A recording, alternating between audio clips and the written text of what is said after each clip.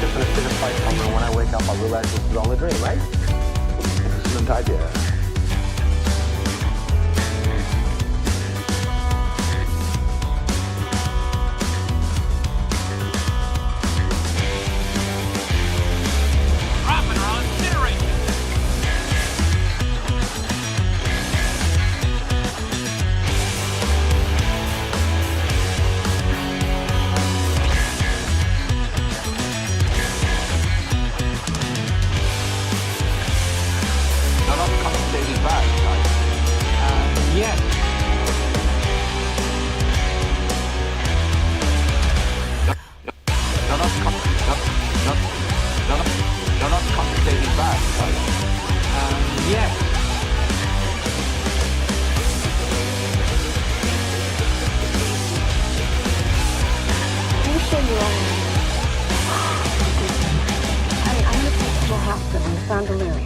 So look, is there someplace more private we could go? I need to get my bearings.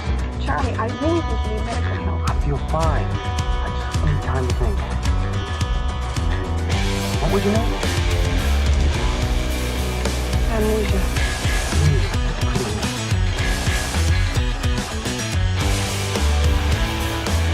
You can call me John. And put it briefly, we're brothers.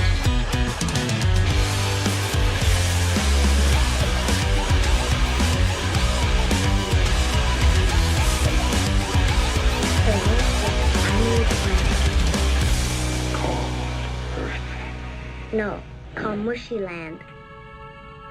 Mushy Land?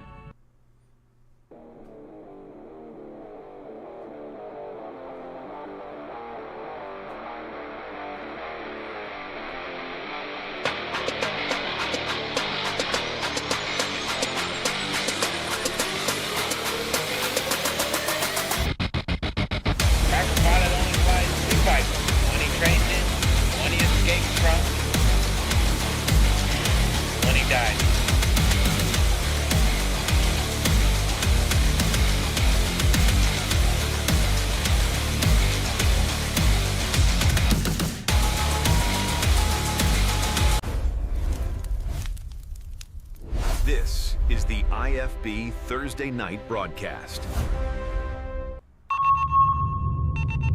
That's gonna work great, man.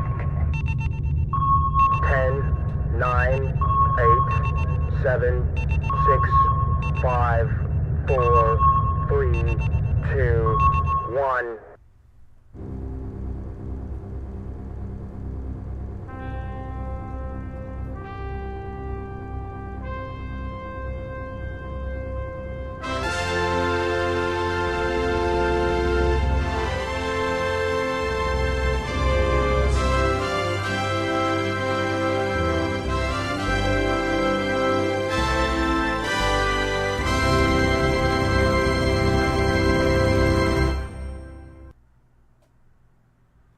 Bam. And welcome, everybody. Well done there, Tipsy. Nice job. Yeah. You got your moves on. Well, welcome, everyone, to Season 6 of IFB, Interfleet Broadcasting, our award-winning pop culture, sci-fi, news, and entertainment channel. I'm New York Pete, your co-host, and my best buddy is Chris the Tipsy Toaster. Whoops, on over there. That's right. And we bring you our unique take from growing up on, TV and movies, cartoons, comic books, novels from the 70s, 80s, and some 90s too, right? And we're big Battlestar Galactica fans. Chris, I think we have something special for tonight. We have another little something to share with Sure. I'm all going to the turn my fans. microphone off because it seems like the cops are here. It's for next door, I'm sure. I'm sure. But yeah. Well, guys, welcome to the show. We have our official IFB mission statement, and we've decided that tonight might be a good night to start it off and with that mission statement. And as everybody knows, we continue to grow, and we want to take a moment to reflect on what Interfleet Broadcasting means to us and the incredible community that's formed around us. So Interfleet Broadcasting was founded by fans and built through the passion, the creativity, and support of people who simply love sci-fi and the fandoms that inspire us. Our goal has always been simple. It's to inform, entertain, preserve, and celebrate the fandoms we love. We believe fandom is strongest when people can share ideas, discuss different viewpoints, celebrate creativity, and enjoy respectful conversation together. Science fiction has always inspired imagination, exploration, hope, and community, and we want IFB to continue reflecting those ideals. Fans Fuel the Fleet is more than a slogan to us. It represents the belief that every fan, contributor, guest, viewer, and supporter helps keep these communities alive for future generations. Thank you all for being a part of this journey with us. And that's from, of course, myself, New York Pete, and Chris the Pixie Toaster. Jazz hands. So, with that said, I hope that Tipsy can find his way back to screen here on camera, and we can then I think the cops are do gone. our and of course Tiny Bean got away with it welcome to the again. show. And let's toast to the fans as we always do. Very nice. That's a good glass. Good glass. Very good. All right, guys. Well, here's to everybody. Chris. Thanks for being here. We're here every Thursday, but the most important thing is that you're there. We really do appreciate the fans because the fans do fuel the fleet. So here's to you, fans fuel the fleet. Cheers. Yeah. All right. Tiny Bean, you have a really cool deck. I didn't dig into it. I just looked through it. Awesome. And I'm fascinated with your choices. So maybe we'll talk about it afterwards. Yes, definitely. Stand by. It's Tiny Bean Terror. Jazz hands. Jazz hands. Yes. All right. Fantastic. Well, hello, IFB. Happy May. Hope you're all doing well. Welcome to Tiny Bean's Corner, where we discuss new, old, and otherwise interesting things for the fleet's potential viewing pleasure. I have a host of fun stuff for you tonight. It seems to be thriller season galore. Who knew? So let's dig into what's new and up and coming. First up, check out what some critics are calling the first truly scary thriller movie of the year. It's called Hokum, and it stars Adam Scott. Yeah, from Severance, as an American author who travels to a hotel in Ireland, unaware that the place is very haunted. It's written and directed by Damien McCarthy, who last year did a strangely compelling film that we talked about in the corner called Oddity. This one is getting all the buzz for all the right reasons, so check it out. Hokum is in theaters right now. Next up, back in 2018, AMC started what was planned as an ongoing yearly thriller series based on a new book each year. It started with one of my favorite books of all time, The Terror, by the late great Dan Simmons, and it starred Jared Harris, Ciarán Hinds, and a host of others. They followed it up with a second season based on a haunted Japanese internment camp in World War II in 2019, but then COVID hit and the series went dark. Well, happy to say they are back. This time with a thriller based on the Victor LaValle novel The Devil in Silver. It stars Dan Stevens, Judith Light, and Stephen Root, among many others, and it looks to be just as terrifying as the first two installments. The Terror, Devil in Silver, premieres tonight on AMC. Now, just hitting streaming after a successful theatrical run, check out Send Help. It is a darkly comedic survival horror thriller from the great Sam Raimi, following two combative co-workers played by Rachel McAdams and Dylan O'Brien after surviving a plane crash, and they're stranded on a remote island. What could possibly go wrong? Sam Raimi rarely disappoints. One of my favorites. This one got tons of buzz and it is streaming now on Hulu finally. So give it a watch. Let me know what you think. Not to be outdone, Netflix is back at it with a unique looking sci-fi thriller. Imagine if somehow, some way, you were suddenly sealed inside your house. Well, that's the premise behind The Last House, which promises that this will unfold in a very different and unique way. Showrunners insist we will be surprised. So I'm intrigued. And The Last House is set to drop on Netflix on August 8th. Now, this one looks like pure fun, guys. The Duffer Brothers, who brought us Stranger Things, are back with what is lovingly being talked about as Stranger Things for the retiree set. It's called The Burrows, and that is exactly how it looks from the trailer. It has a huge cast, including Bill Pullman, Alfred Molina, Gina Davis, Alfre Woodard, Dennis O'Hare, and more, fighting an unknown, otherworldly alien threat. This looks like so much fun. I am counting the minutes, guys. The Burrows will start on Netflix on May 21st. Now, in my Watch Right Now review plugs, I have a few really cool choices for you, starting with a heartwarming documentary. Jerry Stiller and Ann Mira were one of the best comedy duos of our time, looming large in our collective pop culture memories. Their son, actor and director Ben Stiller, has taken his skills and put together a loving tribute of a documentary on his parents that you really should check out. It's beautiful.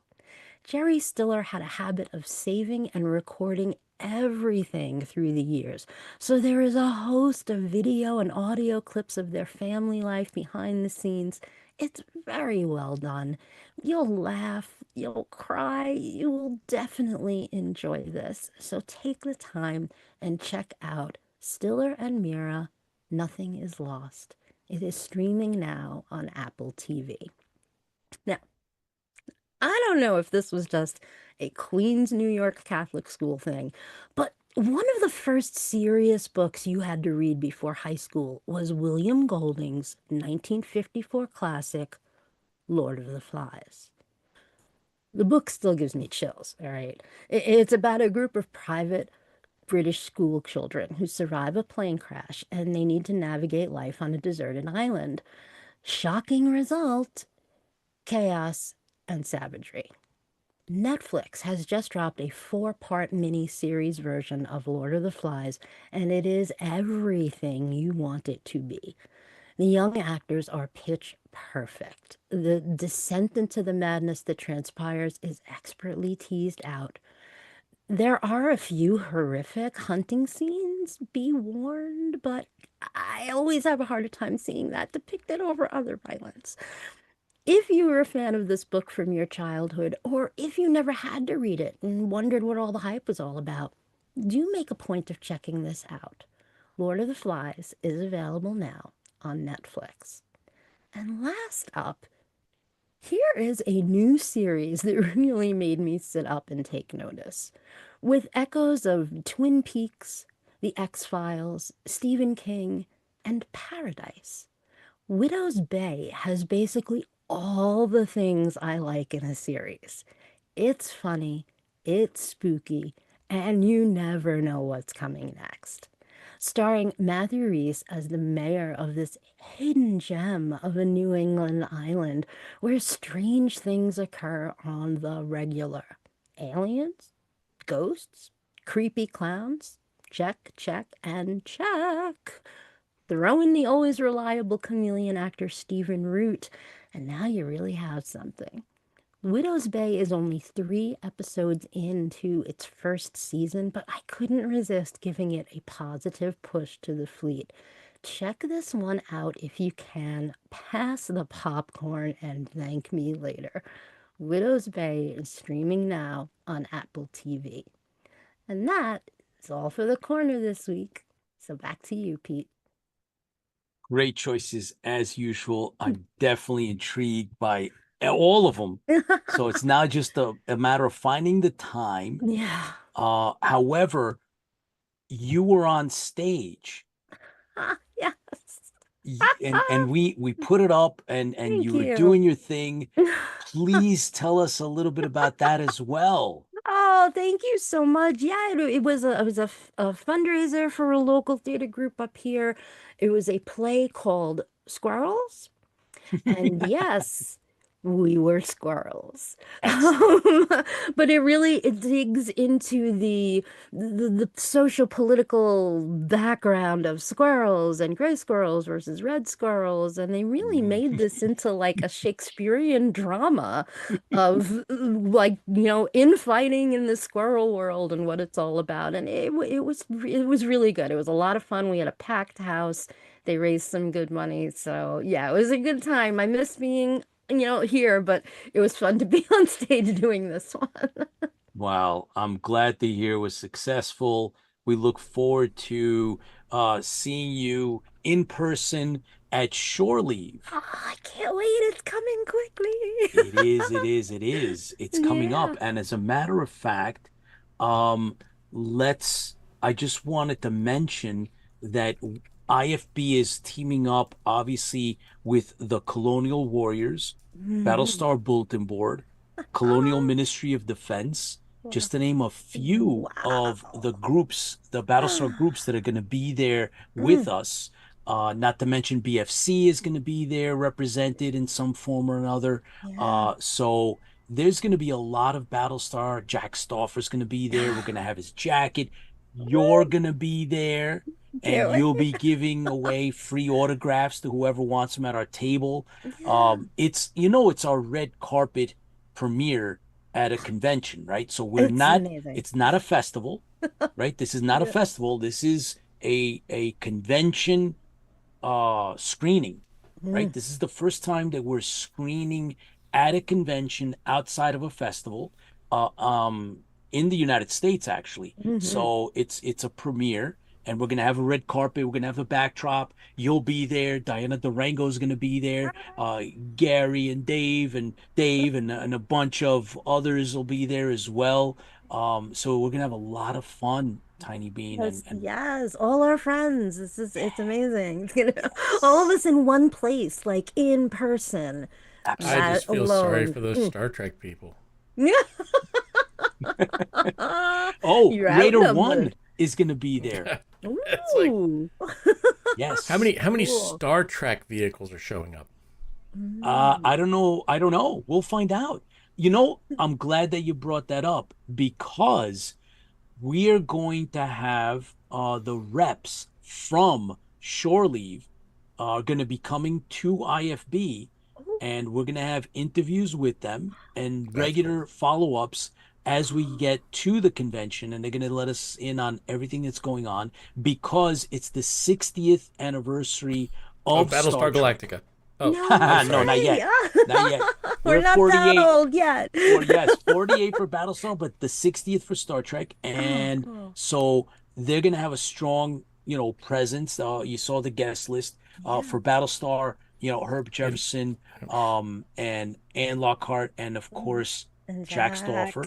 Yeah. And we'll have his jacket. His jacket's going to be there so everybody can see. Those of you that want to, And- put in a bid. yeah. I hear they're going to rename it next year to Furlong. Hey, anything's possible, man. Anything is possible. And, it's great that all of Battlestar's getting together. There's a lot of conventions, Tiny Bean, that are going on that have, Dirk Benedict and some of the others are going to be at some of these others. We're focused on Shore Leave. They're giving us a table. They're giving us the screening, the Q&A, the whole 9 yards. So we're really happy to be there and support, of course, since they invited us. And we're gonna have Colonial Warriors. We're gonna have Cylons.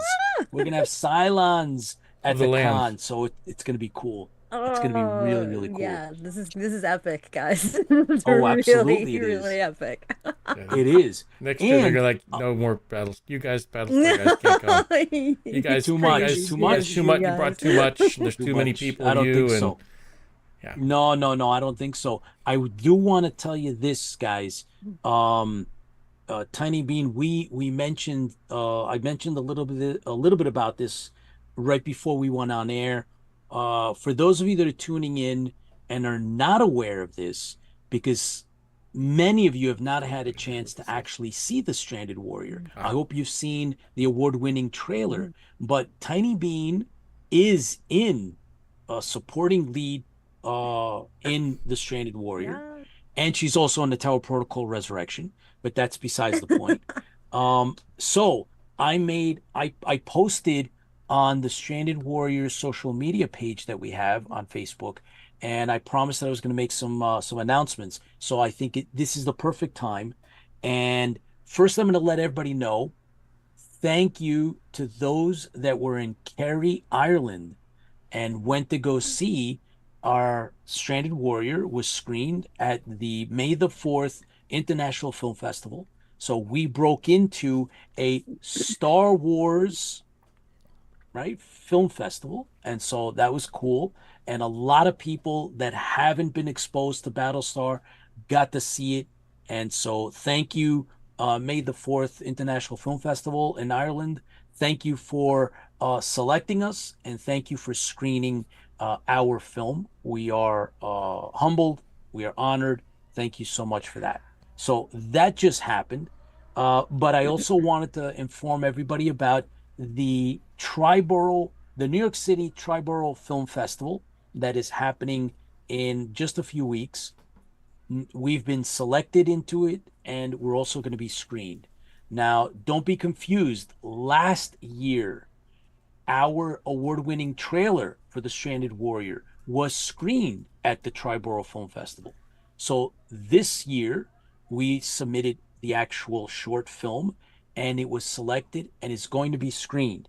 And so it will be screened on one of 2 days, June 5th or June 6th of 2026 in Astoria, Queens, at the Astoria Kaufman Theater, Zucker Theater, that's in the Astoria Kaufman studio. The launch party is on the opening day, which is June 5th. That's So they amended their dates. That's So yes, originally it was supposed to be May 15th they to need the to fix their 31st. website. That has been amended. I've been given emails. I received the official emails from the director of the film festival. So we've been invited, being that obviously we're involved, we're being screened. So June 5th and 6th, as soon, guys, as soon as we are told what block, right? So they'll fit all the films that are going to be screened. They fit them into a block and a date. And then as soon as we get that information, obviously it'll be either be the 5th or the 6th. I will be putting that up and sharing it with you. Any of you that are in the tri-state area, or more specifically, in New York City, please come down. You get to see 90 minutes. The block is a 90-minute block. You'll get to see, if you like, 90 minutes worth of films in the block, which will include ours. And then there's a Q&A that immediately follows. It's not that long. It's a short Q&A, but we will be up front for the Q&A. And then they hustle you out so that the next block can start. So there's an opportunity. Obviously, there is a small fee. I will let you know whatever the Triborough Film Festival is charging per day or block. I don't know. I think it's per day. I don't know. I'll let you know, guys. But there's an opportunity if you want to screen it. I respect and appreciate everybody's interest. A lot of the fans, guys, have wanted, where can we see it? We want to see it. We want to see it. So here's an opportunity to see it in New York City, Queens, and if not, please join us at Shore Leave. You'll be able to see it at Shore Leave. We have a full, panel that follows, a Q&A, and we're going to have a bunch of really cool Battlestar Galactica individuals related to the fandom will be with us, including Commander Kane, Paul Rotter representing the Colonial Warriors, and Sean Shallow, Battlestar Bulletin Board, and some of the reps from the Colonial Ministry of Defense. I expect the BFC will have a rep there as well. So we'll have a full panel. Tiny Bean, you'll be on the panel. Diana Durango will be on the panel. So it'll be great. We're going to have a great, great time. Of course, Tipsy Toaster will be there with myself. And, Jack Stauffer will be there, virtually. So it's going to be a great time. And that was kind of like, what I wanted to mention. And there's one other little tidbit that I was informed of from Triborough officially, was that the launch party and the wrap party will be held at a location, a restaurant called Saks Place that is right by, it's right in the vicinity of the Kaufman Studios. So I will let you guys know as soon as I hear anything else. We have forwarded our copy of the film, and now we wait for them to let us know. So, Tiny Bean, there you go. And I love it. We look forward to, to that. Yeah. I will also tell you this, Tiny Bean, since you were in the Tower Protocol Resurrection, again, a supporting lead in that as well. The first Hermetic International Film Festival in Italy is screening right now as we speak. Digitally, they're screening the Tower Protocol, and we are scheduled. We were selected, and we're scheduled to be screened at the Muses Film Awards in Greece. So the festival started today, and so we are in Italy and in Greece with the Tower Protocol Resurrection. So that's our other project, and you're in both. So there you are. Pete, we are reaching so many people, so many places. It's just mind-blowing. I love it. Oh, I'm absolutely. glad you said It's all reaching and good not stuff. touching. But it's all good. It's all Yes. good. So thank you for everything you're doing for us, Tiny Bean, and thank you for being a part of the dream.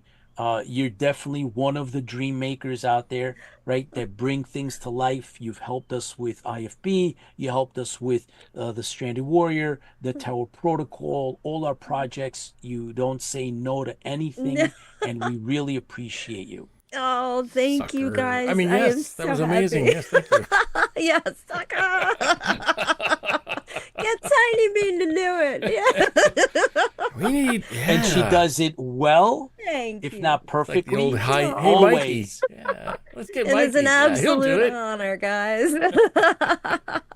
And we enjoy it. Makes a difference, and you know that we've won best ensembles. We've won best picture, both Stranded Warrior and Tower Protocol. And without people like yourself that have talent and skill, it wouldn't be what it is. So thank you. Oh, thank you so much, guys. As always, fans fuel the fleet, and I am just happy to be a part of it. We're happy to Thank have you, you. Tara. Thank you Take so care. much, everybody. Cheers. Cheers. Man, awesome. We definitely have a special guest coming on in a little bit, In a little bit. but It's in the not here yet. meantime, not here yet. In the We have meantime, being the I'm merciless. going That's to. all that matters. That's you. Guess what? It's time for. It's time. Time. We need music. I gotta make some music things for this. Listen. You Hang know on, what? we'll just do this. We are I'm gonna- destroying the last of the humanoid habitats in order to I'm gonna ensure get my that guy. no one will ever find refuge on this miserable planet again. I'm gonna get the tech guy to do it. He's got to do a lot of stuff. I got a list for him. Oh, yeah, I'm get sure. the tech guy. Yeah, Who'd yeah. that be? So Could that be me? I see. No I way. see with my little eye. Hang on, let me Let's get the picture up. There we get go. it up, And get there up, it is. 'cause- okay, you got it? Okay. Got it. So I see Lola. I see Rob Baum. I see Fran, Superfan Fran, R.D. Moreno, Paul, of course, Commander King, Paul Rada, Erica Persiani, and Karen. Thank you, Karen, for joining us. Chris Marshall, of course. Let's see, who else? Chuck Mediocre Davenport, Bert Oliver Bulmer, Mediocre Modeler, Chris Laskowski from Down Under, and am I missing Kim Harms? Thank you for joining us. Matt Ferd, thank you for joining us live. It's been a while, buddy. Thank you, thank you, thank you. Erica Persiani, one of ours. Thank you here, part of the team on our roster. Thank you so much for joining us live, guys. That's who I can see. I know there's others that are floating around on some of the other social media platforms, including YouTube. And of course, thank you to you guys that watch us afterwards and what we refer to as reruns in the thousands. So thank you so much for doing that. Very, very cool of you. Don't stay tuned. Stay tuned because stay tuned. Don't leave. Don't leave. We have our special guest in the green room, number one. Working on it. Number two, John One has his own segment that he's going to be doing later on. So, stand by for that. And I also wanted to put out a special thank you to a fellow Battlestar Galactica fan, Mike Kozub. Thank you, Mike, for hooking me up with one of these. So Mike parted with one of these for a very reasonable fee, and I want to thank Mike exceptionally for that. This is the Battlestar Galactica Officers Club from, the classic show, and I've been gunning for one of these for a long, long time, many years. I remember when it came out. I was not, back then, I didn't have the wherewithal to join this. And I'd heard from many people that there was difficulties in getting, actually getting and receiving it, that this may have been all a hoax, that this may have been a money grab. This was authorized by Universal, and these are some of the items that it came with. Right, here's another still. This is not complete. There's a couple of stills, I believe, that are missing, and there's a poster of the Battlestar Galactica in there. That's folded up right here, and I have copies of the certificate, the membership certificate. That's not an original. Here's the letter, Glenn Larson Productions. I have seen some of these actually signed by Glenn Larson. Mine is not. This is a copy, right? So, and there is a card. There's a membership card that came with it. These are copies. So I will be on the hunt to complete this Officers Club package, right? And I believe it's dated 79. Yep, 1979. It's licensed. And there was a problem based on the letter that it comes with. They apologize and say that there was a problem, a paper strike. Never heard of it. That's why it took them. Yeah, exactly. We thank you for your patience, awaiting delivery. It was a great paper strike of 1999. National paper strike, which prevented us from buying the paper that we originally wanted. So there's to make up for the delay, we're enclosing a free Buck Rogers in the 25th Century poster for you. I wondered why this thing had a Buck Rogers poster. Not mine, but the actual original package. So yeah, so I'm very, very pleased to have that. And then, like everything else that we're collectors, try to see if I can get it all together. Sometimes these pieces they're up on eBay and the like. And so I'm going to try to, over time, try to get all the pieces together for that. So thank you, Mike. I really appreciate it. A fellow Battlestar Galactica fan and collector. I reached out to him, and he was kind enough to part with one of the extras he had. So thank you, sir. Anyway, now, I guess now is the perfect time to actually mention a little bit about our special guest. So tonight on Interfleet Broadcasting, we welcome independent filmmaker, writer, and director, AJ Bucci, founder of AB3 Productions and creator of the retro-inspired superhero saga Phantom and Perceptor, inspired by the classic action films, comics, toys, and sci-fi mythology of the 80s, which we love. AJ has built an ambitious indie universe fueled by passion, nostalgia, and old school filmmaking spirit. We'll talk about independent filmmaking, practical creativity, retro fandom culture, which we're all about anyway, and the journey of bringing a lifelong dream project to the screen. Fans feel the fleet, and tonight we celebrate independent creators keeping the spirit alive. So, with that said, here we are. AJ, Hello. what's up, buddy? Hi, how are you? Good. Thank you for taking the time out and coming out to IFB and talking with us about your passion and your projects and maybe a little bit about where you're headed. Yeah, this is super exciting. Happy to be here. Phantom and Perceptor, I think, fits right into everything you guys are into, so I'm super excited about it. Absolutely. So what originally inspired you to become a filmmaker? It is something I've wanted to do my whole life. My uncle was actually trying to break into the business when I was little. He was just out of film school, so like the early 2000s, and I used to watch him make the movies with my dad, who would star in them. And like when you're 4, 5, 6 years old, you can't really discern the difference between realities. So like when they would shoot these things on the mini DV tapes and they would load it into the VCR to watch back, it would be like, oh, so my dad is like Tom Cruise, like a movie star, like because it was on TV. So in my reality, that's what was real, even though it was just their home video. So I was like, oh, so like this is a thing that we do. So I immediately strive for that from that age. Like my first movies were Godzilla movies, where either I would be playing with action figures in front of the camera, or I would be dressed as Godzilla, stomping on buildings in front of the camera, and like that was pretty much it for like years. That's like all I would do because that's all I had access to. It was this Panasonic VHS camera that plugged into the wall. Like it was just like terrible looking back on it now.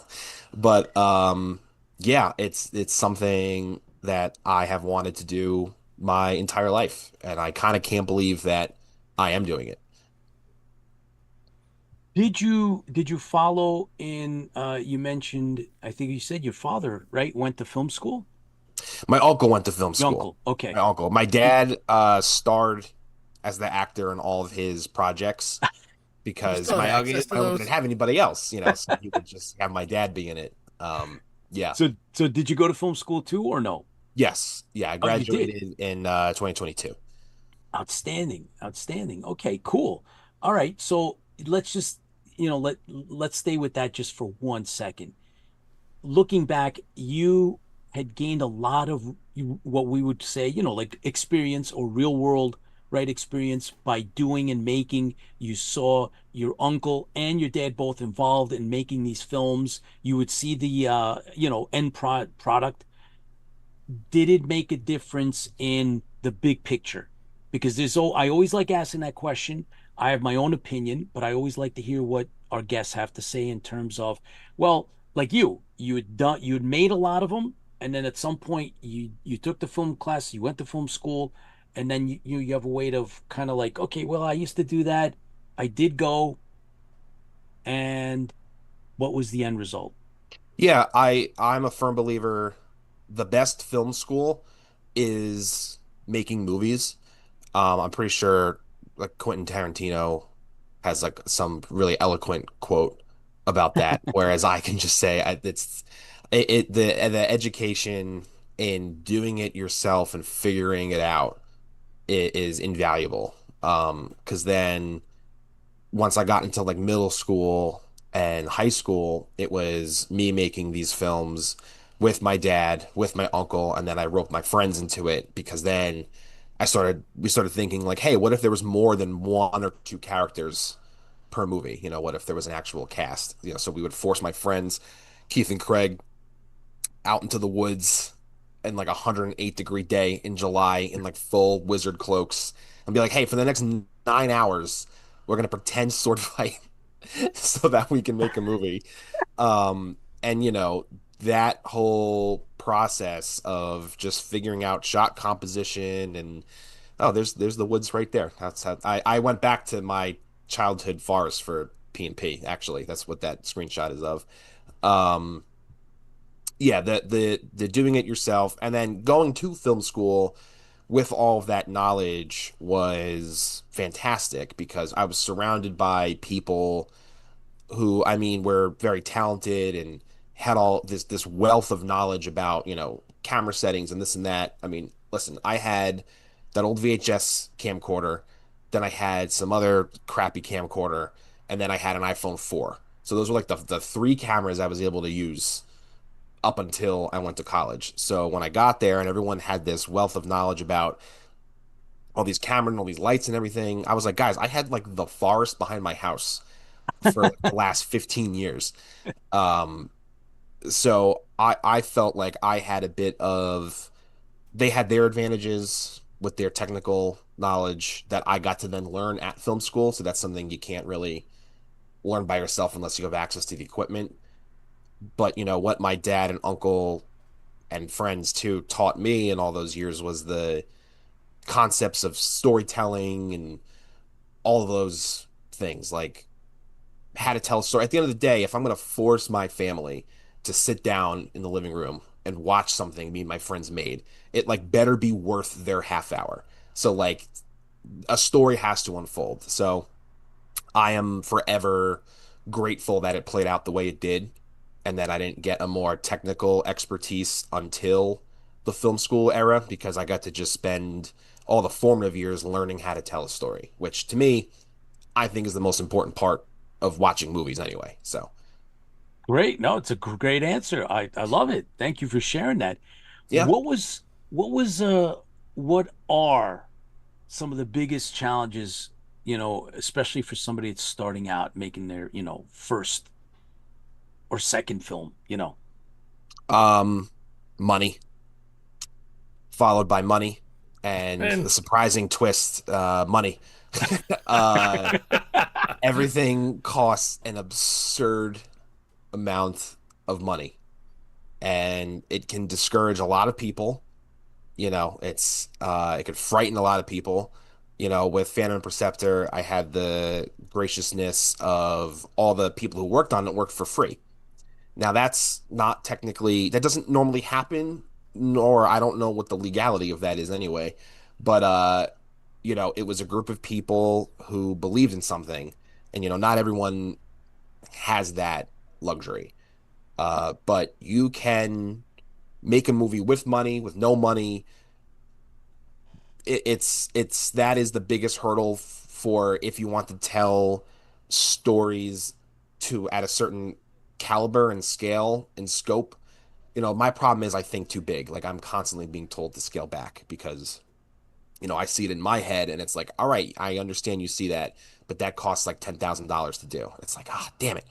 Um, but despite that, I made I think it was close to like 80, 70, 80 movies with my friends in middle and high school. Now, granted, you're lucky if like one or two of them is watchable now, 10 years later, but like we still did it.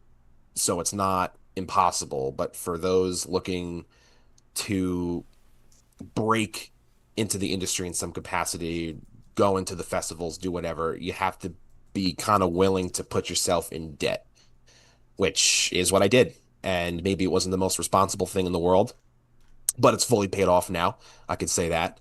Not only is it paid off, but my parents fully supported it. So if it went awry, I could have been blaming them right now, which would have been nice. Uh, but yeah, it's everything's a risk, and if you really want to do it, you should be willing to take that risk. Fair enough. That's a great, great, great answer. I will tell you this though. I also went to film school, and I learned a lot from it. But like you said, there's nothing like the experience that you might be able to bring with you to film school by doing and getting involved and making your own stuff. Oh yeah. And meeting people and networking, which I thought was another great part of school. However, I will tell you this. I remember reading there was a great there was a feature film, Act of Valor. It's about a Navy SEAL team that has to rescue like a CIA agent or whatever. And the guys that wrote it, they wrote big. Like you said, sometimes, it's like bigger. Your mind can build things out, and then you realize, holy mackerel, you may not be able to get them. And Yeah. I remember reading this article about how they wrote a scene which required a submarine to deploy the SEALs. And it was not only, budget wise, but it was like, you're not going to get a real Navy sub. And, the guys were like, we're going to leave it in anyway, even though they were like, it'll never happen. And believe it or not, they got it. They actually got a chance to film a real Navy sub Wow. deploy. Yeah. And it was like just, mind-boggling. And it made it into the film, of course. And I was like, yeah, sometimes there might be a way. Yep, Where dream there's big. a will, there's a way. You think big, Oh, and then, but yeah, I just thought that was kind of interesting. But did you were you influenced by fan films when you were doing your own stuff? Did that ever come into the mix of things for you? Fan films? Yeah, Yeah. I really like fan films. I've watched a lot of Star Wars fan films. Those are probably my favorite. I made Star Wars fan films, um, which will never be seen by the public ever. Um, those and again, those were some of the ones we made in high school that were just, some of the best memories like of my life with my friends is out there in the woods on those hot days doing that.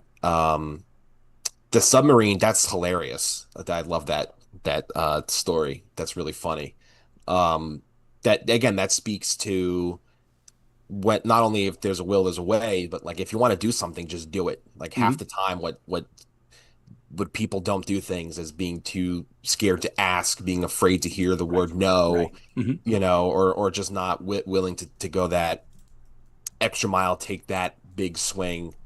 Um, for all intents and purposes, the movie that I'm here to talk about shouldn't exist for so many reasons. It's an absurd amount of reasons that this thing shouldn't exist in the way it does. But like, we just kind of did it anyway, and that speaks to the submarine guys too. Like, I'll leave it in. Well, who knows? Maybe we'll get one. And it's like that would scare a lot of people off. But that really speaks to the indie guerrilla style. Like, just leave it. Maybe we'll get a submarine. Like Yeah. only an irrational person would think that, but that's like Yeah. that's how you have Yeah. to be in the business. We have your trailer queued up. Okay. Or is it okay? We play it now and then we can, talk about the rest of your filmmaking, and then we get into like the film because we have questions about, the practical side and discussing the world that you built and stuff like that. Yeah. Yeah. Okay, cool. So Yeah, it's your show. Yeah, you let me know. You let me know how it goes. cool. Chris, go. Oh my God. It's you. You're the Phantom. I don't do superhero names, kid.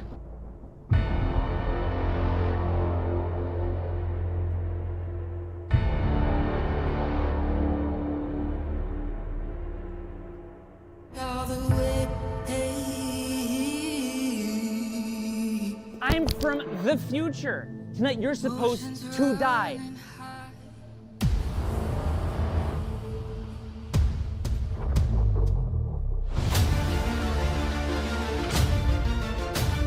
You think this is fun? I mean, yeah. What's tall and blue with a hole in the middle? You!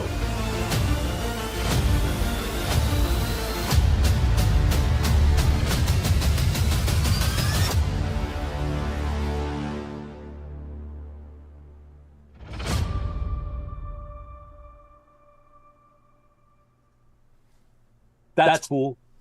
That's something I'm gonna watch. I appreciate it.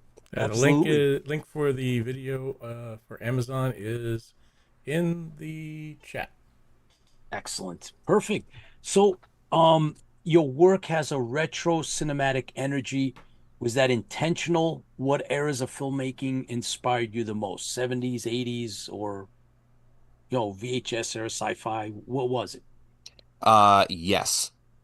That's Excellent. I love these hard questions. Yes. Yes, perfect. yeah, the retro aesthetic is 100% intentional. I mean, I grew up on VHS tapes, going to Blockbuster, all that type of stuff. So this is a throwback to that era, the Escape from New York, Big Trouble in Little China, like those types of uh just things you can only get in a certain time, but then we kind of lost those movies and those stories somewhere along the way, and you either only get pastiches or parodies of them now. And I was like, no, like let's have like a proper retro VHS synthwave Woohoo! like Synthwave. epic. Like let's do it. Yeah. Cool, man. Absolutely. And from that, you feel it, right? You feel it, and the music plays a part in that, of course, but you can see it. The aesthetic is there. So you brought it, you did well. And that was from released in 24 or 25? We had its premiere in 25, but it technically released on streaming this year in 26. Oh, wow. IMDb Fantastic. is all sorts of messed up with the dates, and I've like, yeah, but Okay. it didn't release on streaming until January of this year, but we had its premiere in a theater last year in 2025. Oh, so cool. I'm glad I asked. All right, Yeah. cool. So this is happening. Let's go with how important are practical effects versus CGI in modern indie filmmaking? It certainly depends on what you're trying to do. There's a lot of people who over demonize CGI. If it's over relied on, I can understand that. I just happen to like the look of practical effects. Now it's funny how the times have changed where it's actually now cheaper and easier to do CGI than it is to do practical now, from an indie perspective, because everything is just so built into the programs, not to mention AI, that like doing a CGI effect versus doing one practically, it's completely different. I like the look of practical. In fact, I wish we had more practical effects in the movie. But again, like I said earlier, money is just, the ultimate adversary. It's just always in the way. But we were able to do what we could. Um, Practical, I just like texture and authenticity and the legitimacy of what you're seeing on the screen. I'm just a sucker for it, like uh, some of my favorite effects in movie history aren't even the greatest effects in movie history. They're just the real ones. Like I love, love, love, love Ray Harryhausen effects. Clash of the Heck Titans, yeah. Jason and the Argonauts. Like those are some of my Yeah. favorite movies of all time. The skeletons, like, yeah, to modern standards, that would never fly today.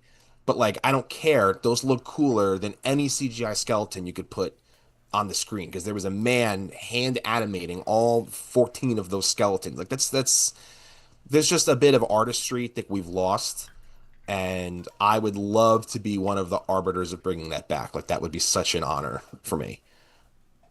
And he was quite a gentleman. I was lucky enough to meet him decades ago. Oh man, I'm so jealous right now. Oh yeah, he had a display at a New York convention, and there was a case with the actual, the skeletons and some of the other, yeah. And he was just a really nice guy. Like I just went right up to him and spoke to him after the panel, and he was like, he was telling me details. I got his autograph right there in front of like the case. Wow. Really nice man. So You yeah, still yeah, got yeah. that autograph, Sometimes, Pete? say again? You still have that autograph? I do. Yes, I do. Absolutely. Cool. Yeah, Well, man. that's I don't think I could be more jealous of you, and nor do I think you'll ever find someone more jealous of that hyper specific thing you were able to do. That is like the coolest thing. Those are the days Yeah. when, smaller conventions. Isaac Asimov was there.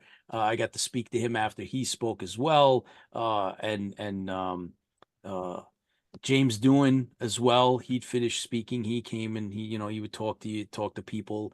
It was many, many moons ago. But speaking of filmmaking tools, which ones do you prefer? What from a practical standpoint Well, or it could be all around. I was kind of thinking, do you use Unreal Engine, Blender, AI tools, like that kind of thing? But you can broaden it out. so I we used the Adobe suite for Hmm.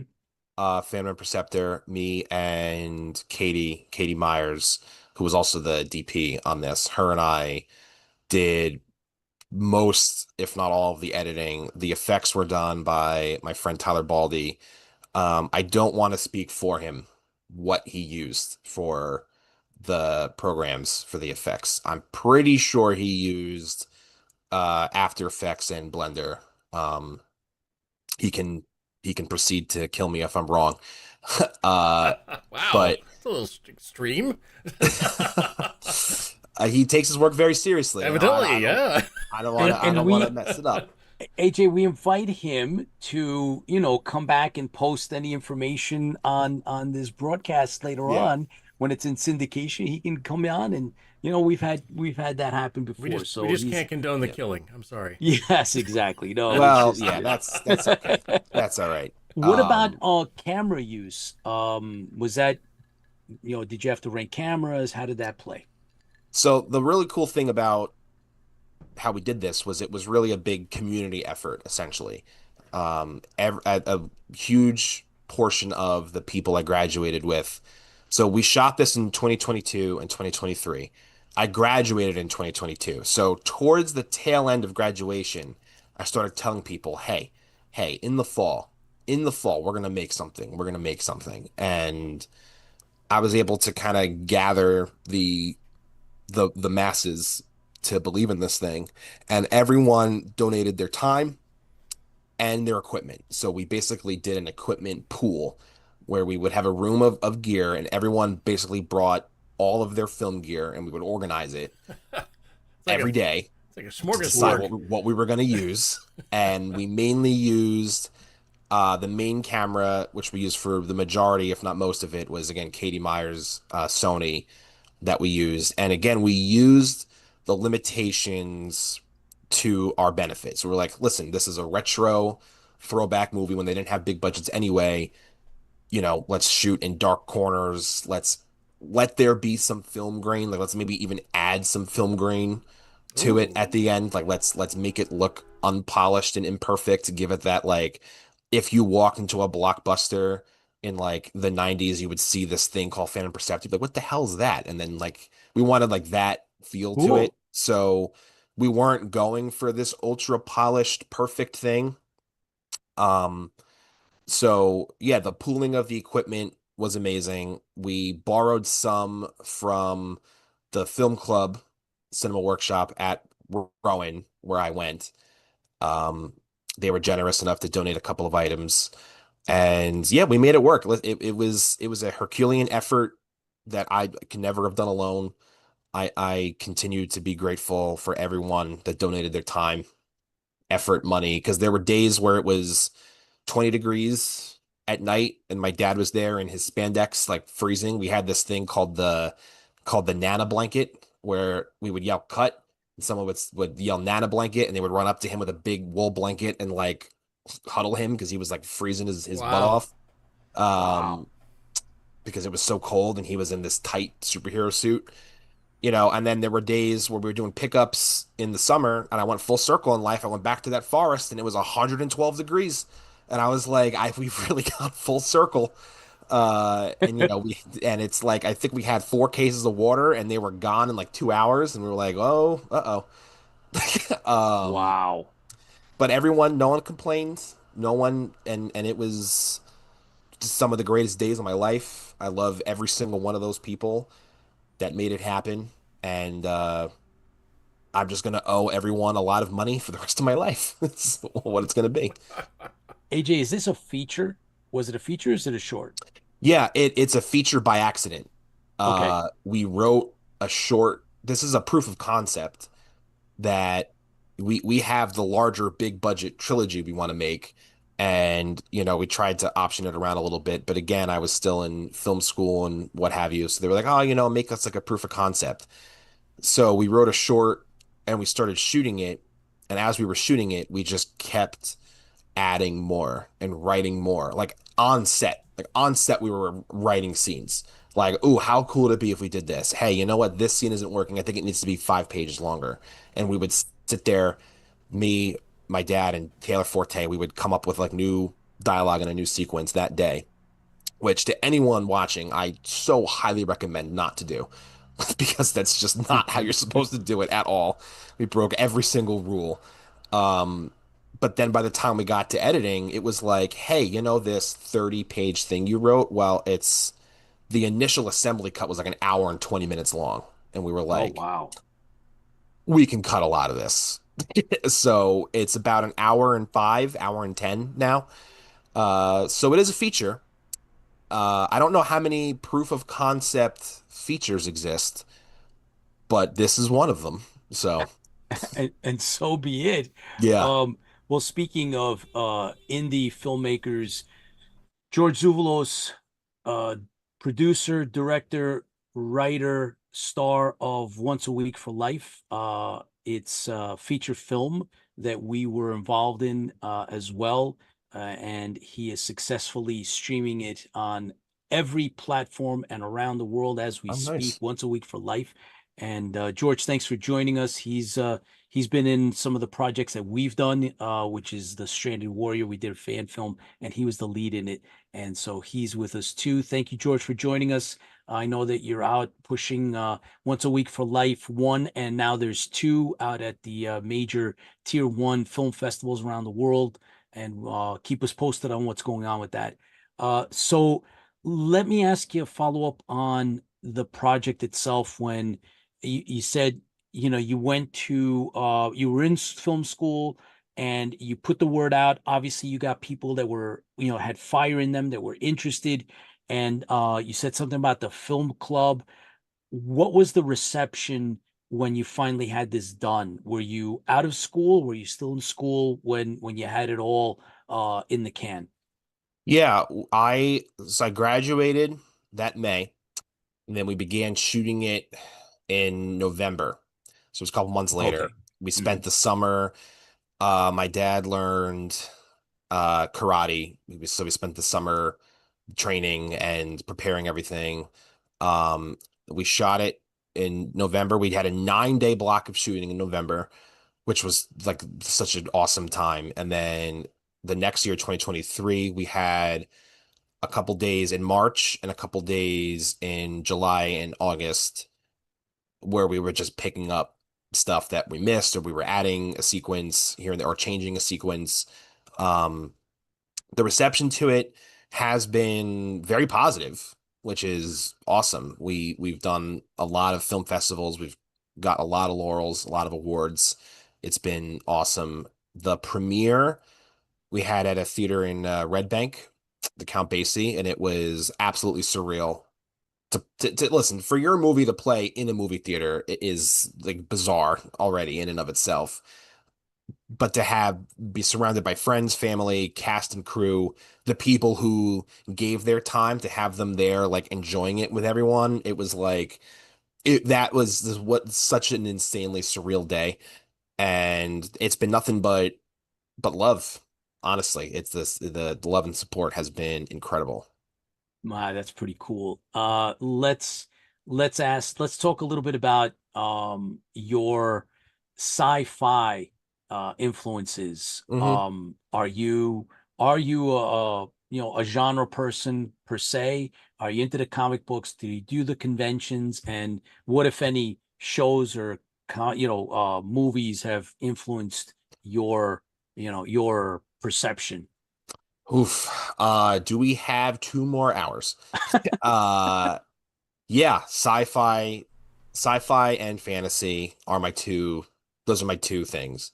Growing up on Star Wars, Star Trek, Lord of the Rings, all that. I wish I did.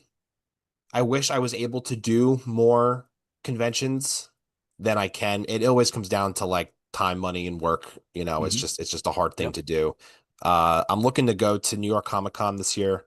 I Oh, haven't cool. been since I was 12, but that was a great day. I got a Master Sword from Zelda, and I saw an Ian McDiarmid, the Emperor panel, and that Oh, was like really, really cool. Uh, yeah, this is definitely more of a sci-fi movie that I made rather than a straight up superhero okay. movie. It definitely leans more into sci-fi because there's the whole crux of it revolves around time travel, which again is a massive 80s trope. Oh, yeah. People were constantly time traveling with like no regard for like the universe at the time.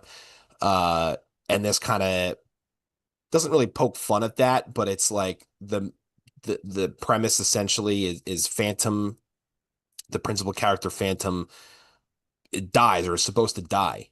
So Perceptor from the future, from a dystopia, comes back in time to like stop that from happening. He thinks that's going to save the world, but in doing so, he like sets in motion the dystopia, and like the universe could like unravel if the time paradox happens. So like Ooh. it's one of those funny like, oh, I came back to save the day. No, you idiot. You coming back was like the worst. Like, why would you do this?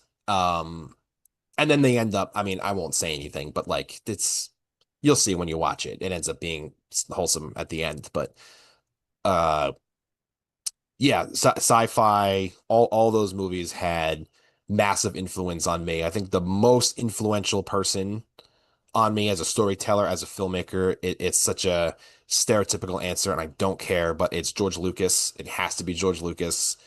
Um, the like what he did in 77 with Star Wars, Lucasfilm, ILM, that whole thing is like the thesis of my life. Like that, like George Lucas, especially at that time and the innovations he was doing and his influences from like the golden age of sci-fi, that has transcended all the way down to now my generation making movies. And yeah, yeah, sci-fi is a huge part of who I am. And comic books. I mean, it's me and my father have a stupid amount of comic books and figures, and you should see our basement is like it's really cool. For certain people, it's really, really cool. There are people like Yeah. us and our fans. Yeah. So, People like us. Yeah. It's all right. really cool. So Yeah. look, I kind of steered you towards the next question, and it has to do, of course, with something that's really important, close to our heart, which is, of course, Battlestar Galactica. Are you Mhm. familiar with any of the Battlestar Galacticas? All right. So, no. But Okay, before you get upset, I Oh just no. my dad is a big fan of Battlestar Galactica, and normally he and I are on the same right, and that page was pretty much kind of what we about. expected. Yes. Yeah, he and I are pretty much on the same page about everything. That's just one I guess I missed. I mean, it's on my list of my list is very long because as much as I have seen, there's always stuff you haven't.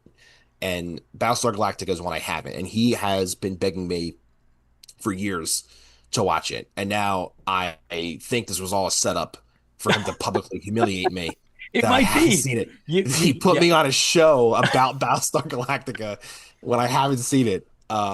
He must be so Well, I thrilled guess I guess that he's going to this fail is the quiz we're finally going to the give him later. Yeah, you have yeah. to you go back and go back to 78, man. Since you're a big Star Wars fan, you'll see the influence, you'll see how it was, by design it was meant to be And the how it got television sued. version of, the big 77 Star Wars A New Hope, and this was Mhm. like a creation that was going to fit into a television model, although the first one was, they did release it as a motion picture and then turned it into that one season. But I think as a filmmaker, you're going to enjoy it, even as a sci-fi fan. But nonetheless, moving on, there's still a couple of other important things that we want to cover before we invite you back. Uh, Distribution. How did you actually, how'd you pull that one off? Because that is not, never mind making a film, right? There's a lot of dreamers out there, a lot of people that try. Some people don't even get to write anything. Not only did you write, you directed, you filmed it, and you got it out there. So how does that happen? How do you get it over into the streaming threshold? Um, it's not as maybe glamorous as some people think, or easy or whatever. I for film festivals, I have an account with it's Film Freeway, and that's where it's a place where it's kind of like a central hub for film festivals for submitting. So I just submitted everything through there. For distribution for the premiere, contacted several theater chains, local theaters looking to do a limited theatrical run or at least host a premiere event, which I was able to do. And then for streaming, this one took the this one took the longest because it took a long time to figure it out. Because again, as wonderful as film school is and everything, there's no class on how to get your film distributed because it changes day to day based on the industry, and no one really has a clear answer. So it was a lot of reaching out to people. It was a lot of optioning. It was, connections I've made that are now out in LA and like, oh yeah, it looks interesting. We'll take a look at it. And then you never hear back from them until I found this platform called Film Hub. And at first I thought it was like, I was like, how legit, really? I've never heard of this. Like, how legit are we talking here? Because I have to like upload the file, the movie. I'm like, am I about to lose like Control. the Yeah. rights to my like what's happening? But no, it's totally legit, and I did a ton of research on it, and it's an avenue tons of independent filmmakers take to get their stuff out there, and they basically handle that process for you. Like there used to be a direct way to submit to places like Prime or Tubi and all places like that, but that kind of has gone out the window. And there's a middleman now, which is places like Film Hub. So they take the brunt of sending it and optioning it and putting it out there for like performance reviews. And they did that on my behalf, and I got it. It first went on Relay, which is a streaming service that I had not heard of until I was on it. And then it got picked up by Amazon Prime, which that was like one of the craziest, that was one of the most surreal moments of the whole thing. The day it went live on Amazon Prime, I woke up at like 5:30 in the morning to like 8,000 text messages from my dad. Like, how are you sleeping right now? We're on Amazon Prime. And I'm like, I don't know. It's 5 o'clock in the morning. Like it's like, and like, I like woke up like in a panic. It was like it was on like every TV in the house. I'm like, it was like the most overstimulating like moment ever. But yeah, it's another one of those moments of you just kind of can't rely on anybody else and you have to do it yourself. Like I tried reaching out to distributors and this and that, but at the end of the day, it took my own research and my own whatever to finally get it out there. Um, and again, it's had pretty good reception. Again, we've never claimed it's a perfect movie. We understand it's very low budget, and by low budget, I mean there was essentially no budget at all. And but I think people see it wears its heart on its sleeve, and I think that's part of the reason that it's been distributed, that it did well in festivals, and it has that attitude about it that I carry with myself, which is, if you believe you can do it, then you can. Wow, that's great. So if you had, um, if you got the phone call tomorrow, being that you were on IFB, and a publisher calls you, a publisher for the novel calls you, and you get another call simultaneously from a comic book distributor, and you get someone from, I don't know, one of the other big major platforms saying, "Hey, listen, we want to develop." Where does your heart go? Not practical, right? Because practical, it's like, oh yeah, well, if I'm going to get a, if they want to turn this into the second or a series, that's where the money is. But where would your heart go? Because sometimes we have guests that say, oh my God, I've always wanted to do the comic book, or yes, I would love to do the novel and then do the next. Where are you? What's your take on that? Well, we already have the novel. We have it. Wow. It's written. It's just not published yet. Okay. My dad actually took on the brunt of that. He wrote the Okay. novelization. Um, and it's incredible. But he's still working on that, and it'll hopefully be published one day. My heart and everything in life lies with movies and filmmaking. Basically, the dream is for this to be made, to be seen, and like have an actual theatrical run or distributed run with a budget and with backing. Because I mean, listen, I can make this 100 times over and be satisfied in the sense that I'm getting to make movies with my people, and it's the story I've always wanted to tell. Like, but at the same time, I want it to be shared with the world. And money is a big part of the business. No one ever likes to talk about it or admit it. It's always like, oh, if you have a dream, just chase the dream. It's like, that's wonderful, but I need $10 million. So, but like, so that really is the ultimate goal.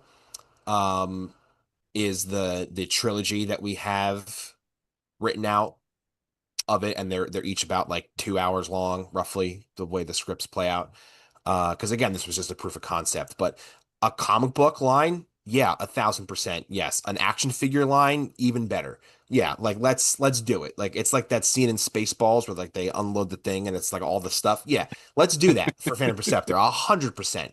But like the first thing that the thing is making it into movies. Like that's like the be all end all for me. So your next project then is what and when and where?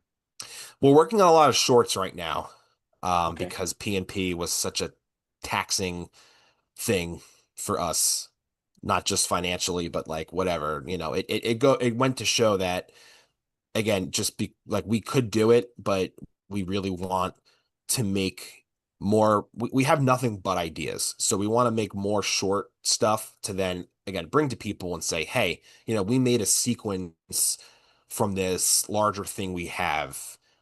Here's the larger scripts. If we had the money, look at this like 10-minute thing we made. So we're working on a couple of shorts now.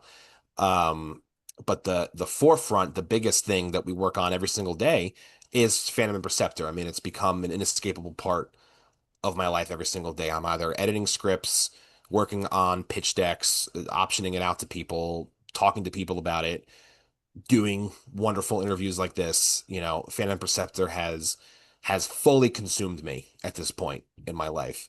Um, but we have the yeah, we have the big budget version, and we're currently in the stage of getting investors, backers, producers, and trying to get it seen. That way we can make the big version of it. That's really at the forefront of our work right now.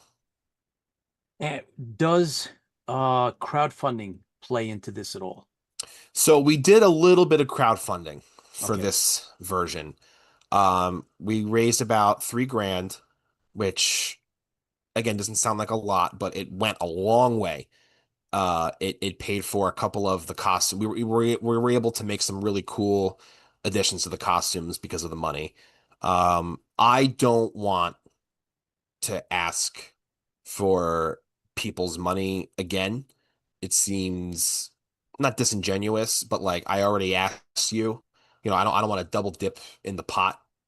Mhm. Like at this point, I'm seeking investors and producers. We've already had a crowd help fund something. I feel like we've already proved that we can raise some money with that. And I don't want to be known as the guy that's constantly asking for money to go make his thing.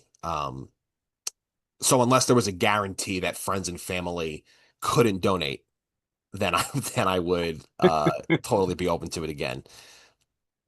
Cool. Listen, there's honesty goes a long way, and there's Yeah. nothing wrong with, just saying what it is, the way it is. So we appreciate that. We want to help you promote your projects. We want to help you promote as a fellow indie filmmaker, everything that you're doing and trying to do. So please come back. There's plenty more to discuss. You have an audience here amongst Interfleet Broadcasting's fan base. We are all, from that time period that you're presenting. I, for one, am gonna actually go see your You're film. saying we're old wrong. Yes, it's not called senior either, is it? But it's a yeah, the wake up call. Experienced. Yes, experienced in age, but I'm gonna watch it. I am really, really Yep. looking forward to seeing that. But you got to keep us in the loop, man. Next thing that comes up, the next stage, for them, the next short that you get in, you do, a trailer for it, whatever you want us to help you with in terms of getting the word out. We're here for you. Oh, I listen, I greatly appreciate it. Thank you. It was wonderful meeting you guys and coming on here, letting me talk about my stuff. We could do a whole episode talking about honestly the origin of this thing, Yes. came from my dad and his best friend in the 80s. Like this is an adaptation of Oh, their characters they made as kids. So, and my dad stars in it. He gets to play the character he made in the That's 80s. cool. So like we didn't wow. even get to touch on that tonight. And like that's a whole episode right there. Like Yeah. like I would love to come on with Okay. him and Oh, do a that'd be whole thing with fantastic. that. Yeah. Okay, let's do that. Look, we're gonna have you circle back. But John, So later on, let's just say in the fall, it would be perfect.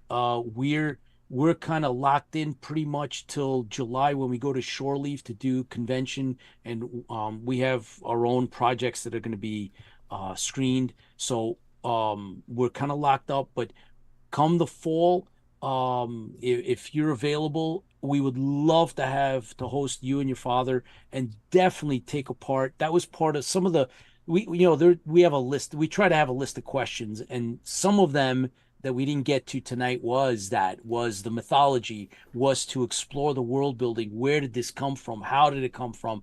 You touched upon it a little bit, but yeah, man, come back with your dad. We would love to have you guys come back. And Yeah. then by then we'll watch it. I'll watch it, and I know Chris will too. And oh then yeah, we could talk more about the film itself and the characters after we get to watch it. And some of the fans, some IFB fans out there, hey, come on, jump on, watch. This is all, the in link is our in the in our comments back. in the chat. Yes, in our I will backyard. also have watched Battlestar Galactica by then. How about Oh, that? Ah, there there you we That's what I'll go. go. make. That's the deal that Ah, There I'll we go. make. beautiful. Love it. All right. That way we Perfect can get a tit for tat. true how you Yes. feel about it. What you Yeah. think exactly? Oh A man. first time That watcher. That's amazing. That is amazing. That's Yeah. really cool. If you do that, that would be really, really cool. But most definitely love to have you come back. And so we'll figure out the time period if it's going to be before or after New York Comic Con, because that's always a nice experience to Yeah. throw into things into the mix, because you're obviously from a different generation than we are. We're more, said I think, old your and wrong father's again. generation, but you're in the mix, and it'll be interesting to see what your observations are, if you're influenced by any of that stuff that goes on. And of course we can talk a little bit more about film school, because I'm finishing up a program at NYU Tisch, and there's a lot to be said for different programs and different schools. But we wish you all the best and success. We're happy to see people like yourself out there doing these things, and like I said, we're here to help, and we look forward to you coming back. I really sincerely appreciate it. This has been tons of fun. This has been a load of fun. I've loved chatting with you guys. And yeah, this has been fantastic. Cool. So we look forward to having you again. Chris, are you out there somewhere? I'm There we here. go. All right, Chris, you got any parting comments? I know, but once again, we get to see somebody who's put their dream together and put it on a platform where everybody else can see it. So you're making it happen. That's a step up. Plus, you're involving your family, your dad, and everything else. That's gonna live on for a very long time. If you would have just wrote something down, it would have probably vanished without getting published or something like that. But as soon as you publish something, as soon as you video something and you actually get it out there, it's going to live on. I mean, heck, we're still seeing movies from the 1910s and 20s. I mean, come on, it's going to be there forever. Yeah. That's amazing. Yeah. Great job. And it's I'm a very family oriented person. As you said, even the name AB3 of my production company. So my initials are AB, my dad's initials are AB, and my uncle's initials are AB. So together we are AB3, and that is why it's named that. Excellent. Yeah. Well, that's you have awesome. Best wishes from down under, from Barry and our fans that are watching from around the world. Australia. So thank you. So all the best, and we look forward to having you again. Remember, fans fuel the fleet, and we'll see you soon. Take care. Thank you. Cheers. Cheers. All right. I'm definitely go watch this weekend. Like I said, I'm watching. Put the thing up. It's only, come on, people. It's only like $2.99. Yeah, man. This will be a great thing to go watch. Hey, I am psyched. Yeah. I'm psyched. Imagine that, guys. A young filmmaker, who's, honoring, his father's vision, who is someone that is, has that energy that we do, right? That's coming from where we do that 70s, 80s stuff. And, he's making it like that. So I'm sold. I'm going to watch it. I know that I'm going to enjoy it. And, it's cool. It's cool to actually be able to, have someone that has the fire in them, right? That's the drive passionate. And the passion. Yeah. Sci-fi, background, sci-fi fantasy background, like us, and enjoys, the classic stuff like we grew up with it, we enjoy it, and we still do. Wrong again. Yeah, well, you got to come to terms with that, but it is what it is. So yeah, it was a great Ronan 73. Thank you for joining us live. Lola, I agree. Great interview. Articulate filmmakers, so that was great.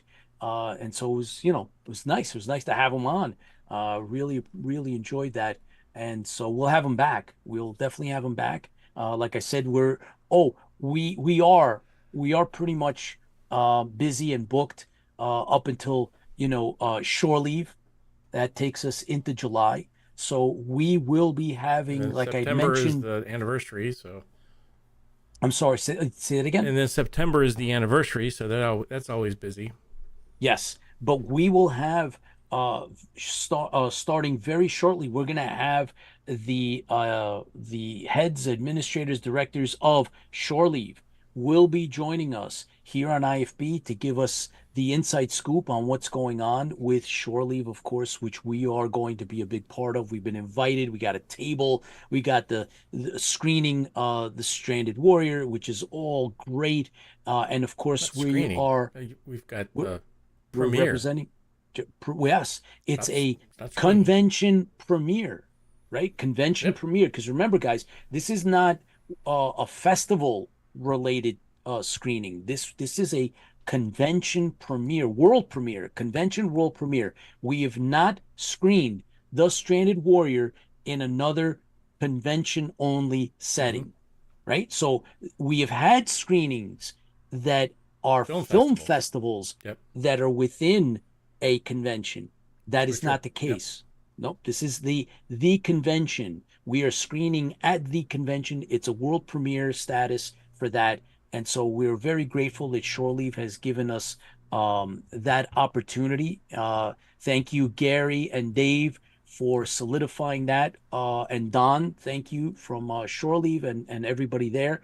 They're going to be coming on the show regularly, building up to Shore Leave. So please tune in. And let us not forget that we're going to have the head of the Battlestar fan club, Dragon Ladies, coming and You going to have a be date on for that yet? IFB. And that, listen, it's a big to do. All right, guys, it is a big to do. We're honored and grateful to BFC and to Dragon Lady for coming, taking the time out, and we finally were able to make everybody's schedules finally meet up in such a way that she's going to be able to come on. We're going to talk all about Battlestar Galactica and BFC and the future of Galactica and what it is to head one of the premier clubs, Battlestar clubs that exists out there, and it's been around for decades and decades, going all the way back to Chris Fian and Charlene Donatello, that were all in the original, when it was first put together. And so we're lucky that Chris Fian is a part of the IFB roster and team. But so yes, so BFC head of BFC is coming. Dragon Lady will be on our show, and we're looking forward to that as well. So yeah, George Giacomis in the house. Thank you for joining us. George was at work on location and was able to come. He just popped on. Thank you for joining us. Really, really appreciate you taking the time out. Chris? And Baz has been in on. I don't know if you have looked. Baz has got the truck ready to go, and he's headed out to the air show. I don't know if it's happened already or not, but I know he's been posting pictures of it. The only thing I have a problem is the truck seems to have the steering wheel on the wrong side. So I don't know how that works, but I guess that's magic. That's called magic. Yeah. Trade that truck in for the right model there, Baz. I'm not sure how that works, but anyways, but the stuff he's done, he's got a camera inside that shows the Viper during transit, and it's pretty cool. He's done a lot of work on his own to do this. So he just posted this. Chris says, I just wanted to pass on that both Vipers, Yep. the 1978 and the 2003, will be on show next weekend, side by side at the Wings over Shell Harbor in Australia. So Crazy. if you're there, you're going to get to see a Mark 1 and a Mark 2 1-to-1 scale Viper with Vipers. I mean, it has a full working cockpit in terms of lights and But he said insurance dials. won't let him get in, so you won't be able to get into the cockpit. But Yes, but you'll get to see it. that's the work he's done on the outside is Phenomenal. I'm sure phenomenal. And we have to get him back on the show, and we have to get the other gentleman that put together that made the Mark 1. We got to get him on as well. Baz, reach out if you. I think we've asked to reach out, and I think he sent something, but I don't know if we followed through. But reach out again if you got his name. We'll reach out and try to get a hold of him. Yeah, I had the same problem when I visited USA. What was that, Chris? Oh, the driving steering wheel's on the wrong side. Yep. Isn't that something, man? Anyway, I went to England, rented a car, and I never drive there. I will never drive there. Rented a car, and this is while I was in the military, and we were going to the constabulary to teach.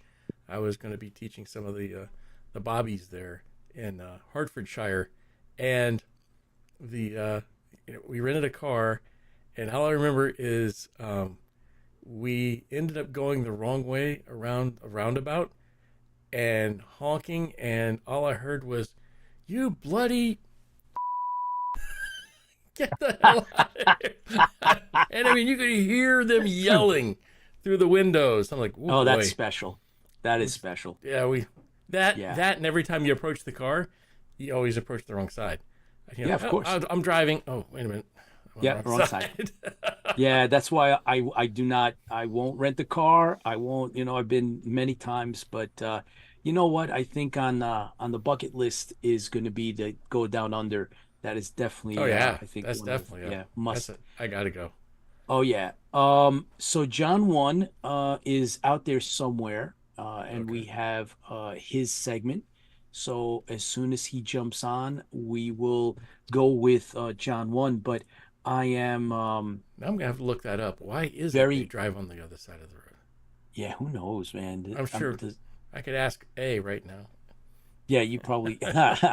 But that's neither here nor there. I think it's really cool that some of the artwork, some of it using AI tools, related to our favorite fandom, Battlestar Galactica, on some of the platforms that are out there are phenomenal. Specifically, Battlestar Bulletin Board. I noticed some of the things he had up today. There's a like few this? others.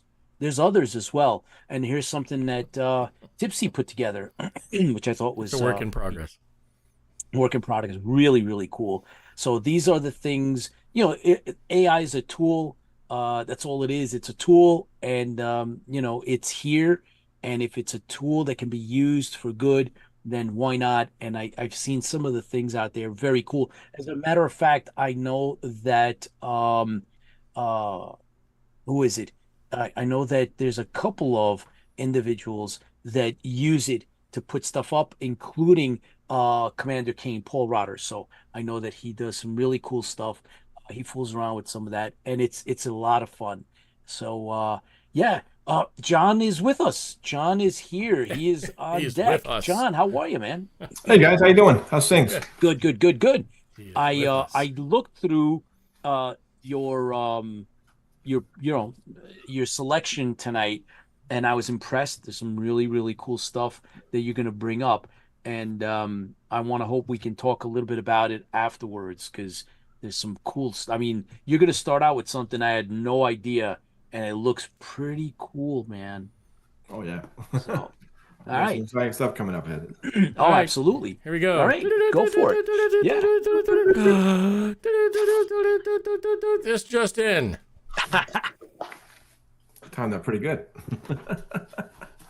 Timed out really good, guys. There we go. We're getting it better. Someday we'll actually have real audio. I'm gonna get like one of those chairs that I spin around in. I got my trench coat and my Kolchak hat coming out. So There you go. I ordered my Kolchak dolls coming out. All right, we got some news. John Barenthal will reprise his role as Frank Castle, aka Punisher. Disney Plus will release The Punisher: One Last Kill on May 12th. This hour-long special will be packed with violent action. It's actually a TVMA rating. Punisher finds out that there's a conspiracy against him and people of New York, and he goes out on an hour-long killing spree. So that's the way the Punisher should be doing all the time. Dang right. So looking forward to that, because Barenthal's, I think he's a great Punisher. So hopefully we'll get a series from this. Yeah, we can only hope. And one of the best werewolf movies that I ever watched, The Howling, will finally be getting a remake. Studio Canal has confirmed the movie is in development. So hey, it's special effects. I remember a kid watching it and turning into was it Dee Wallace was turning into a werewolf. You're like, oh, it's pretty scary, but it was good. So I enjoyed that movie. So hopefully it'll come out. Time to get back to the chopper. Arnold Schwarzenegger is in talks to return as Dutch in Predator Badlands and sequels. So you saw him in the animated Predator on Hulu. You saw that at the end he was in the capsule. So that must have been like a prelude of him coming back. So Trachtenberg is really kicking up on the aliens. And the much hyped Lantern series on HBO Max has been pushed back to August. I guess there's some Gee darn. disagreement on the previews, and people probably want to fix things and revamp it. So I was hoping to be out this month, but we got to wait till August. So all right, I can wait. Just make it good. So we got to wait some more, fans. And Netflix will release an animated Ghostbusters series sometime in 2027. Dan Aykroyd has signed on as an executive director. And actually, this October is going to be the 40th anniversary since the real Ghostbusters came out. So don't be surprised if Sony and Ghostbusters Net come out with an Echo-tober celebration. So that's going to be this October. So it's going to be good. October. Well, that's interesting. And let's see. And executive director, signed as director for Daredevil. Season 2 was good for the episodes. The ending was all right. I understand it, but I was like, I wanted more. But season 3, they already revealed they're gonna have more villains, so there could be some good ones coming. But my money is on Typhoid Mary. She's about to. Hopefully, she makes her debut. Daredevil fans will know that. So I want to see it. I want to see it go after Daredevil. So that should be good. And the Alien franchise is heating up. There are a few projects in the works, such as Prey 2 and Aliens versus Predator. Prey was pretty good, and Prey 2 should be good. You know, the rematch. I enjoyed it. That was a great series, great movie. So that's going to be out, and hopefully, maybe early 2028. More news for Alien fans. James Cameron recently was talking on Letterboxd, and he was talking about remastering his Aliens movie. You know, he said he wanted to make it 3D. So he said, I don't know how he'd do it, but he says that the technology is there for reshooting and different angles, and you know, if you could do that, it's game over for movies because they can make everything 3D and hopefully it's good. So I'm looking forward to that. But hang on. I got that. The for new you. language Ready? you can see while there. There you go. That's it, man. Game over, man. It's game over. Yeah. So, and no other news has been released, so fans can only wait and hope for it to come out. I guess he's going to still doing his Avatar series, but hopefully he's going to get on this one. So that'd be pretty cool to see if he can do that, if he can pull this one off, because you got my money. I want to do something different beside 8-foot-tall aliens, James. Let's go. And there's a new Planet of the Apes reboot in the works, and the director of the recent Fantastic Four First Steps movies, Matt Shakeman, will direct it. And that should be it. And also, a previous guest sent me some signed copies. Ron Fortier, he sent me his copies. Ooh, The Crimson Nun. Nice. There you go. Yeah, really cool. So he sent me 1 and 2, and really great guy. So I was hoping he'd come back on and do like a bit for us, but cool. Still gotta hopefully do. But I gotta give him a nice review of the comic. It's pretty good. Good comic. You know, good storyline, good action. You know, and good artwork. So I'm very happy about it. So it was nice to find. So if you're listening around, thank you very much. All right, and that's it for my report. So, John, what's your feel on that Planet of the Apes, man? I'm a little worried about it. You know, I don't know what they're gonna do. It's not gonna be like the '70s one. You know, he did a pretty good job doing Fantastic Four. It was kind of weird. Yeah, so maybe you could do something like this with Planet of the Apes. It's another reboot. So it's just not going to be the same as. I like the fandom. I like Planet of the Apes. Anything new is gonna be happy with it. You know, just make it so I can critique it. You know, I can be angry with it or complain about it or really enjoy it. But it's something new. It's something coming out. It's been 20 years since the first reboot. Yeah, it's true. But they're rebooting everything. They're even rebooting except Battlestar. Yep. They need to do something with Battlestar. So there we go. Planet of the Apes and Battlestar Galactica. I think we know something about that. Knight Rider. Did you see that the Knight Rider documentary? There's like 2 of them, I think, coming out. And Glenn Eric Larson he's definitely interviewed in. Okay, so there's a documentary and the Blu-ray. That's what I think it is. So it's the Blu-ray, and the Blu-ray has extra footage or something. Yeah, but I know that Glenn Eric Larson is in the documentary. So I saw he posted pictures up, but we knew about it from before.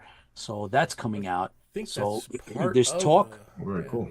There's talk of the Knight Rider reboot. So it's something's going on with them.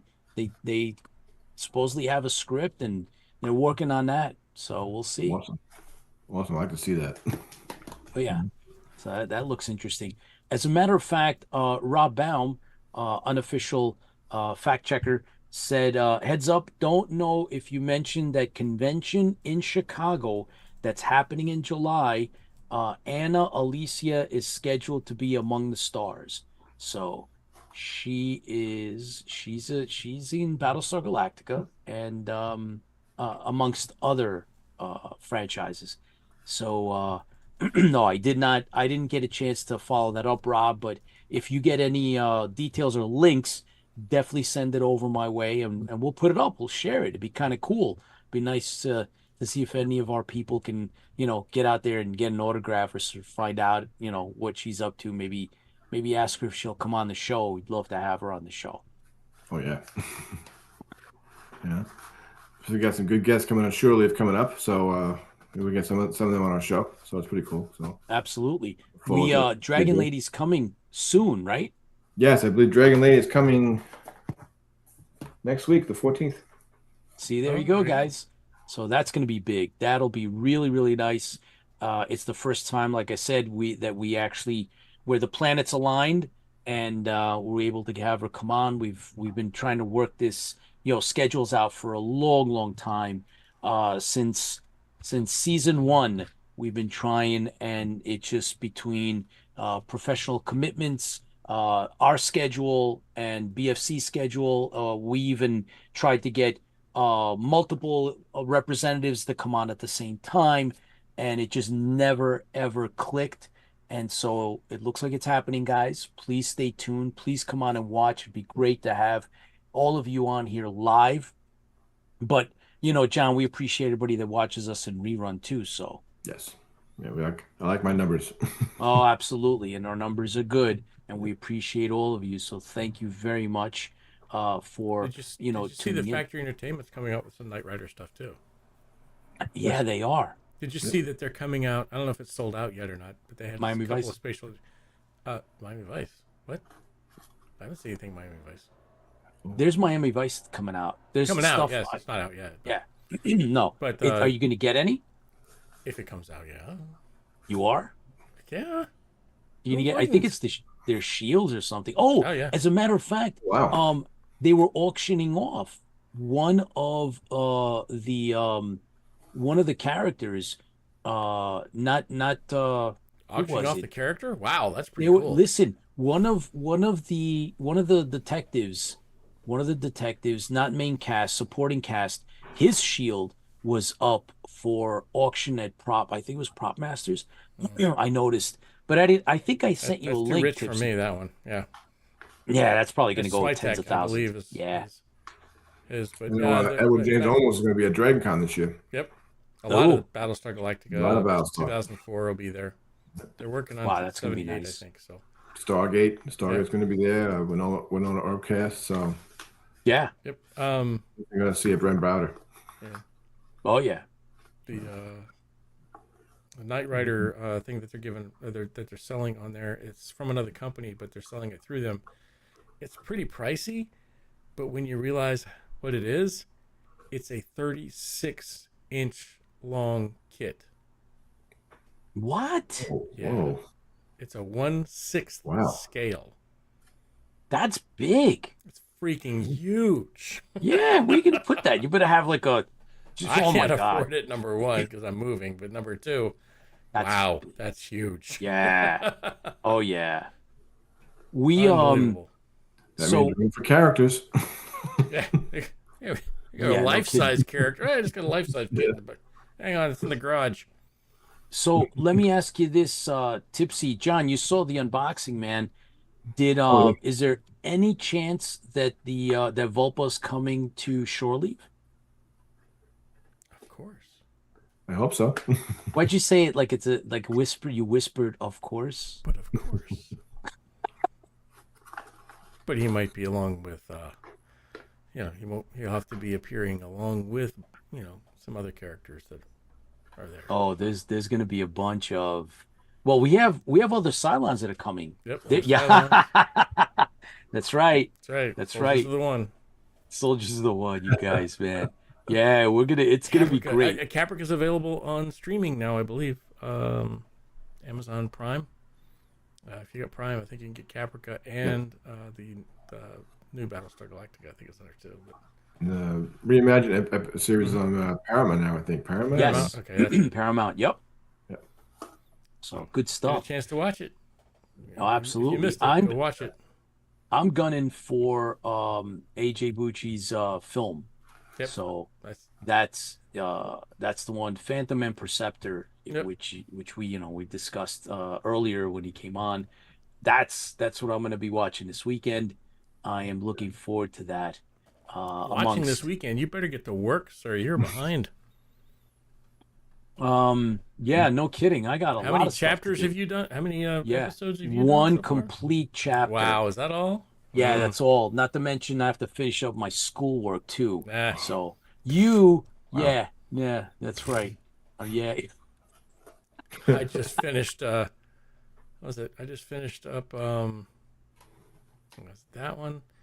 Is that Murder on the Rising Star. So for those of you that this is not an inside joke, this we will now reveal, right? So we are locking down the quiz section of For the Love of Battlestar, which is an upcoming homage book to Battlestar Galactica 1978. We have At this some point, of it's over 300 pages. yes, and a nice portion of it is made up with original trivia questions from the original 1978 Battlestar Galactica one season series, and we have essays written by some of your favorite individuals that are out there, leaders of Battlestar Galactica fandoms and social media, and it's a really nice homage to our favorite TV series. So that'll be out hopefully soon. It's got to be out before June. And it'll be published under Tipsy Toaster Publishing. That's right. Yes. Okay. So that's that. So that's what we're joking about, is the fact that we're trying to, we're finalizing. It's not joking there. Pete needs to get the work. That's right. There's literally hundreds of questions. And I got to tell you guys, they're really good questions. They're over 2,400 questions. Strictly. No, wait a minute. Hang on. That's What? Half of that. No, it's Wow. 50. It's all over 1,200. They're all questions from the TV series. Right. And they these don't aren't branch questions out. like, what did Apollo play in before he became Battlestar? No, this is all based on the episodes. Every single question is based on the episodes, and we'll actually have a link to the time frame of where the answer is. So you can go back and watch it. And now the other thing that we are locking down is what version we're talking about. Is it it's going to be the Amazon Blu-ray? version. Yeah. Is it which It's version? the Amazon version, but if you're off a little bit, you'll be able to figure it out. You'll constantly be so many minutes off. Yeah, within a couple of minutes. So we're going to put a disclaimer because I was watching one of the oldest Amazon released versions of the original Battlestar Galactica that I purchased years ago, and it seems to be slightly off. So it's not going to be perfect. No, there is a statement in there. I already wrote it in. Yeah. Hey. So, but if you really wanted to go and get it really, really, really good, go get the VHS tapes. Now you're talking. But anyway, so that's a part of it, and we just wanted to let you guys know that we're working on it, and it's going to happen. And there's going to be some, other works that are going to follow. We got a whole bunch of other things. As a matter of fact, we're working on a couple of comic books.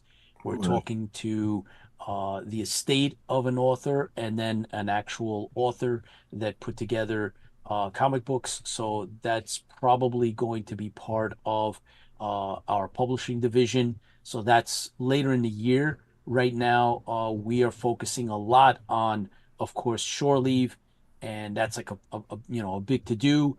And in October or in the fall, there will be you know what? Let me take that back. After Shore Leave, we already mentioned, and John, I know that you've heard this before, but after Shore Leave, which is in July, in August, we're going to have a special IFB Stranded Warrior only episode. It's going to be Q&A. We're going to actually screen it here on IFB Live. We're going to have rotating cast and crew come on afterwards, so we can talk all about the making. We'll have behind the scenes exclusive photos from the set, from the shoot, and then following that, it'll go up on YouTube so that everyone can enjoy it day or night, any day. Since you guys have asked for it, so it'll be released after that. Yeah. So John, you were there from beginning to end. You were a part of this, and so you were actually on set photographer for the Stranded Warrior, and you took all those All the behind the photos, scene pictures. So we're going to be sharing all those with everyone when we do the review here on IFB, and of course we will then show it. And we appreciate all of you that have been so interested, right, guys? I don't, John, I'm not sure if you were in on that, but we had gotten a lot of feedback, a lot of people asking, especially the last round of film festival announcements. Guys were like, "Come on, where are we going to see it? You know, you're teasing us. You got all these awards, but where's it going to be?" So there it is, guys. 2 screenings. One is Triborough Film Festival, June 5th or 6th. We'll let you know the exact date, followed by Shore Leave, and then on IFB August. Yep. So that's what time frame is August. And right, we'll Chris? be doing the Awesome. I don't know. What are you grabbing now? And there is the auction for Jack's Second Coming Colonial Warrior jacket, one of a kind. Wow. It's autographed by Jack. Yep, he's now decided to part with it. It was tailor-made for him, so it's one of a kind, right? So every individual that actually got one of those jackets made for the Second Coming, Richard Hatch's indie fan film, unauthorized, right? You know, he was trying to raise interest enough to get Battlestar Galactica back on the air, or at least his film house. Yeah, mortgage his house. So Jack is parting with it. We're gonna have an auction to help on Jack's behalf, and the starting bid is $350. So it'll be in increments of $10 above that. So if anybody's interested now, let us know. And then prior to that, we'll let you know when the official auction begins. We're going to be displaying the jacket at Shore Leave, right? So it'll be on display. Can't wear it, but you can see it. Can't touch it, right? But you can actually put your eyes to it. You can take pictures of it. You can ask Jack questions. Go up and talk to Jack. He'll be there. Jack will be virtual, right? If you have a virtual, he'll be there with us. Yep, that's right. He'll be there. So yeah. So this is yes, Commander Kane Paul. Jack Stauffer's character Bojay is brought back in the Second Coming, and so he is. I think he's one of the commanders with if you Apollo. Tune in to last time we talked to Jack, he will discuss his character, I believe, in that episode. Yeah. Mm-hmm. And he's coming back again on the 19th? 21st. So there you go, guys. Yeah, it's all cool stuff. So if you want an original piece of quote Battlestar ish prop, it's a one of a kind. This is more rare than anything from the Battlestar Galactica. Oh, it is. Yeah, that's gonna be pretty cool. Absolutely. There's not a lot of Second Coming stuff out there. You can find 1 or 2 jackets from the actual Battlestar Galactica. You're not going to find anything from the Second Coming. No, not at all. So, yeah, there you go, guys. John, thank you for hooking us up with our great guest. AJ Bucci was great. You know, filmmaker, indie filmmaker. Looking forward to having him back. Yeah. Cool kid. Success. Yeah. What a great success story, right? The guy actually, talk about dream maker, and he was very, very honest about everything, the making of, where it comes from, how it comes from, importance of money, getting it done, how to get it done, and the collaboration. Really, really good interview involving family. Yes. Yeah. And look, he he's successful. It's out. It's on video on demand.